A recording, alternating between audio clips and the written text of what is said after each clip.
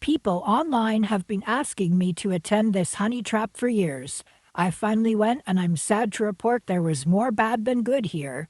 I'll go through all the details in The Good, the Bad, the Ugly, and the Yummy of Afternoon Tea, Parkwood Estates Edition. During the first week of August, I met a friend here where we had tea for two. The tea house at Parkwood Estates is seasonal, open June until early September, and is located in Oshawa, Ontario, Canada. We can easily begin with just about the only good aspect here, which is the venue itself. The grounds of this estate are beautiful. The tea house, which isn't in a house at all, but the dining area is at the back of the property behind a very large garden fountain. You can see how lovely this property is. We were seated alongside the fountain pool, and every table had an umbrella, so we had shade, thankfully. We were lucky that the bees weren't too bad on the day of our visit, but I hear they are brutal later in August. So venue was very pretty, and that's where the good ends, I'm afraid, because the rest was pretty bad. I'm going to add some extra details / complaints / feedback at the end, but let's get through my main points now, leading to my chosen star rating. Starting with the bad tea. There was no tea menu, but our server was able to rattle off some of our tea choices. What kind of tea house, that's what they call it, doesn't have a tea menu? I asked for an iced tea to start because it was a hot day and I was thirsty, and the Earl Grey tea she had mentioned. My friend ordered the jasmine tea and a cold lemonade. We said we'd pay extra for having 2 drinks each. The tea came, and unfortunately, it was a DIY setup, which I don't like. The teapot lids were near impossible for this DIY setup because they were hot and too hard to grasp the nub to add in our tea bags. Sure, we're in a garden, so maybe it's a bit more casual, but this all just feels cheap to me.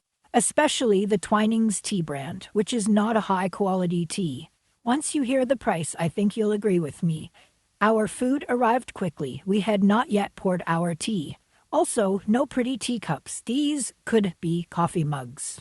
When our cold drinks had not arrived by the time we were ready to eat and our hot tea was ready to drink, we canceled our cold drink order. But our server ended up bringing us some type of pink mocktail anyway, which we were not charged for. She was a lovely server. I enjoyed bantering with her. I guess I'd classify the server as good. Okay, so yeah. We got free cold drinks, but it took quite a while. Hey, another good aspect. That's actually 2 good things. We like to start with our savories. We each got a veggie wrap, a turkey croissant, a phyllo cup, and an egg salad finger sandwich. The egg salad was pretty good. Bread was not super fresh, but I've had worse. The veggie wrap was okay. There was a spread on there that I didn't love, but most people would be fine with it. Looking at the menu now, it says this was a prosciutto pinwheel. Mine was not a pinwheel, nor did I notice any prosciutto. The phyllo cup was okay. The menu calls this a tartlet. It had some type of goat cheese inside and roasted veggies. And the turkey cranberry croissant was meh. I found the chunk of turkey a bit too chewy. Of these items, the egg salad was the best item to me. These savories were mediocre to fine, but they were the best tier of this tea service, unfortunately. Next, the scones, and I'm sad that I even have to talk about these. This is an embarrassing scone showing for something called afternoon tea. If you're new here and have never seen one of these videos before, please know that this is not what scones look like. And if you're a regular afternoon tea review watcher, first, thank you, and second, what the hell is on this plate, right? You know, just looking at this plate, it's horrible in all the possible ways. This item had raisins in it. I have no idea why it's so big and shaped like a wallet or a wonky potato. The scones were served with whipped cream and strawberry compote. The menu says it was clotted cream and strawberry chia jam. It was not, and that's infuriating. Lies, pure lies. Arrgh. I recall the server who delivered our food called this one a biscuit, and it was a biscuit. Like a biscuit that belongs with chicken grits and gravy. Like a biscuit you'd get with your fried chicken at Popeyes, Bojangles, Mary Brown's, or KFC. Like, what the actual heck? Did they have the staff swing by Popeye's chicken on the way to work to pick up 24 biscuits to serve today? I was, and still am, horrified by these pucks. The wallet-sized bready thing tasted kind of like a sweetbread. Its texture was closer to a muffin than a scone. All of this is not acceptable for something called afternoon tea. Absolutely embarrassing. And when you hear the price, you're sure to agree. All right, top tier time, tea friends. Things don't get much better on the sweet tier. We each got 2 tarts, 1 cheesecake verrine, and a chocolate brownie. I'll say that 4 sweets per person is a good count, and there was even a chocolate item, so that's a win. The cheesecake cup was a strawberry flavor with a bit of crumble on top. It was the best item I ate all day. Even though it wasn't amazing, when the food is as poor as this food was, this item was the best one.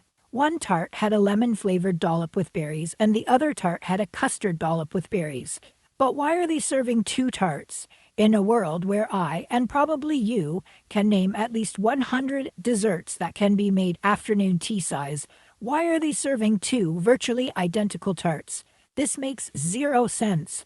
Why? The brownie was fine, but neither of us were impressed that it looked like it had been cut apart by a toddler with a plastic knife. I see now that the menu says there were to be meringues on the sweet tier. We had none of those. But we also didn't have real scones or real clotted cream, so no bueno, mis amigos. The ugly, and it's the price. Are you sitting down? Make sure you're sitting down. This tea experience was $74 per person, which after tax and an 18% tip, because it's not the server's fault that this sucked, the total was $98.67. A base price of $74 is a horrendous price for this tea experience. It's so casual, with crappy tea, pitiful scones, and a misleading menu, that it should be priced at more like $40 in my opinion. Even the pretty setting cannot make up for all the misses of this food experience. The yummy, as I said, the cheesecake cup was my favorite bite, and that's mostly because everything else was pretty bad. This venue is getting a rating of 3 out of 5, and the food experience with its high price tag is getting a rating of 1 out of 5. So overall, this as a tea experience is a 2 out of 5 stars.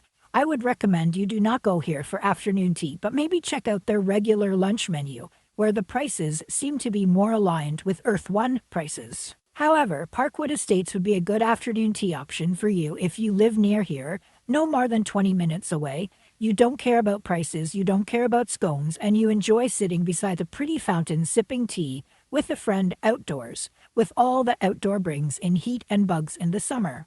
Leave a nice comment below if you're part of that group who is adding this venue to your tea time bucket list. Now, for those extra details I can't not mention because of how much this tea experience has offended my royal sensibilities. All over Parkwood Estate website, they let you know that the food here is provided by a place called Berry Hill, which appears to be a restaurant and catering company in Oshawa. And honestly, this place should be embarrassed by serving this food at something called afternoon tea, with their business name attached to it. Perhaps the Berry Hill food person, who can't possibly be a chef serving this food, could visit some afternoon tea venues in Ontario. I'd suggest 4 or 5 visits to learn what constitutes an acceptable afternoon tea experience in this province, because this is not it. My friend would want me to mention that the signage here is lacking. Finding the so-called tea house at the back of the property is hard because there are no signs or staff when you first arrive.